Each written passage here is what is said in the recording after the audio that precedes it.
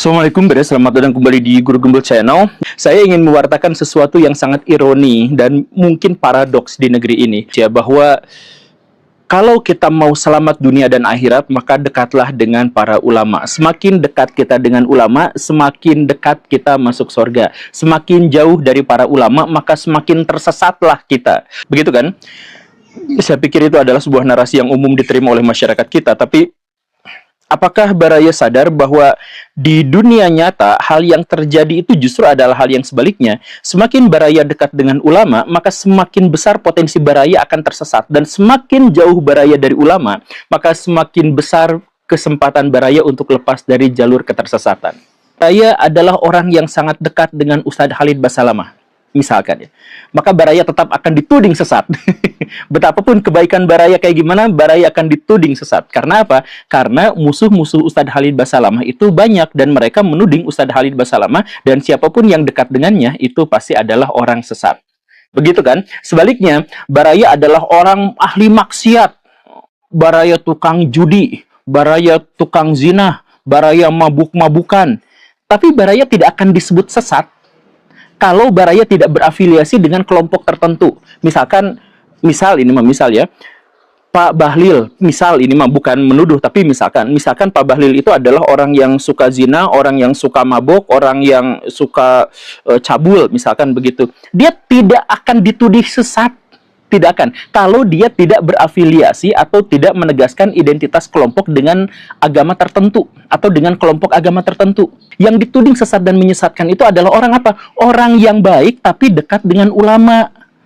Orang yang baik tapi dekat dengan Ustadz Adi Hidayat itu bisa kena framing, wah ini mah orangnya gini. Nggak, karena Ustadz Adi Hidayat sendiri kan ya memang kontroversial.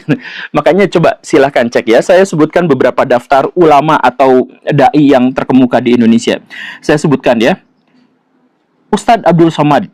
Nah, itu ada yang menudingnya sesat karena tidak pakai jenggot. Kemudian Ustadz Adi Hidayat itu sesat karena mentolerir adanya musik. Kemudian Habib Ja'far dianggap sesat karena apa? Karena orang Syiah laknatullah alaih. Kemudian A'agim itu dianggap sesat karena mengajarkan sufisme yang ngaco. Kemudian ada Ustadz Khalid Basalamah sesat karena dia Wahabi.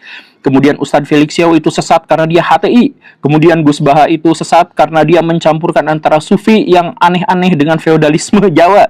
Kemudian Buya Syakur itu juga sesat karena dia liberal. Quraisy Shihab itu sesat karena anak-anaknya tidak berhijab, dan lain sebagainya. Nah, tudingan-tudingan sesat itu justru adalah tudingan kepada para ulama, pada orang-orang yang dekat dengan agama. Baraya cek konten-konten YouTube itu ya yang banyak itu. yang aku ustadz, yang aku santri, yang aku banyak sekali di Indonesia.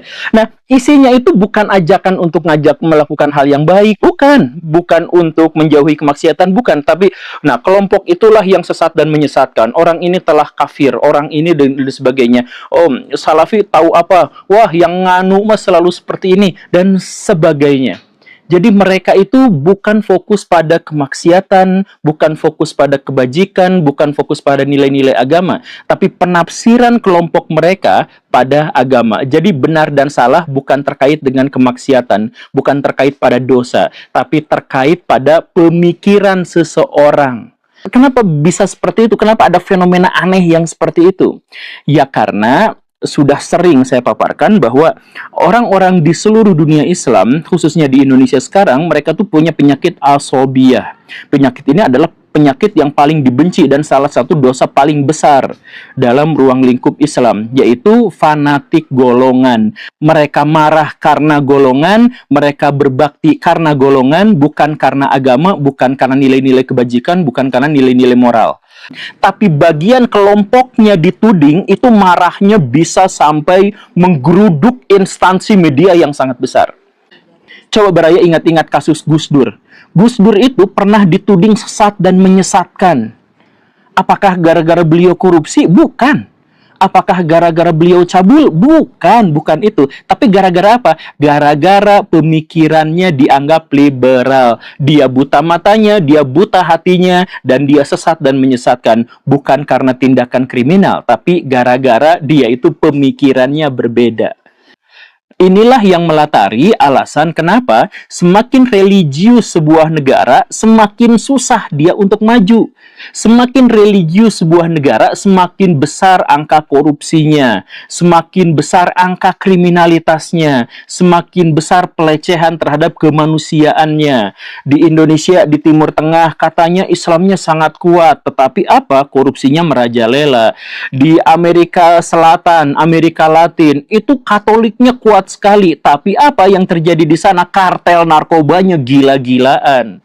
Ya karena apa? Karena agamawan-agamawan sekarang itu fokus untuk mengomentari pemikiran orang lain, menghakimi pemikiran orang lain, tapi bukan menghakimi perbuatannya.